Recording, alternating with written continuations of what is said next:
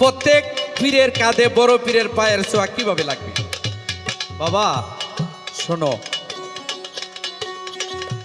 যেমন আমার রাসূল পাকের দুরূদ শরীফ পড়া যদি বকশিয়া দেওয়া হয় তাইলে সমস্ত ওলি আউলিয়া গাউস কুতুব কেউ আর বাকি থাকে না। বড় পীর আব্দুল কাদের জিলানীর পবিত্র 11টা নাম আছে, যেই নামগুলি পাঠ করে যদি বকশিয়া দেওয়া হয়, অজিফা দেওয়া হয়, তাইলে সমস্ত আউলিয়ারা কেউ আর বাদ থাকে না। আর বড় পীরের পবিত্র 11টা নাম আছে, এই নামগুলি যারা মনোযোগ দিয়ে পাঠ করবে তাইলে অবশ্যই বড় পীর আব্দুল কাদের জিলানী তার সাথে সাক্ষাৎ করবে। নামগুলি কি? যেমন সৈয়দ মহিউদ্দিন আমরুল্লাহ, শেখ মহিউদ্দিন ফজিলুল্লাহ, আউলিয়া মহিউদ্দিন আমানুল্লাহ, মিসকিন মহিউদ্দিন নুরুল্লাহ, সুলতান মহিউদ্দিন সাইফুল্লাহ, গাউসে মহিউদ্দিন কুতুবুল্লাহ, খাজা মহিউদ্দিন ফরমানুল্লাহ, মকদুম মহিউদ্দিন বুরহানুল্লাহ, দরবেশ মহিউদ্দিন আয়াতুল্লাহ, শাহেনশাহ মহিউদ্দিন গাউসুল্লাহ, ফকির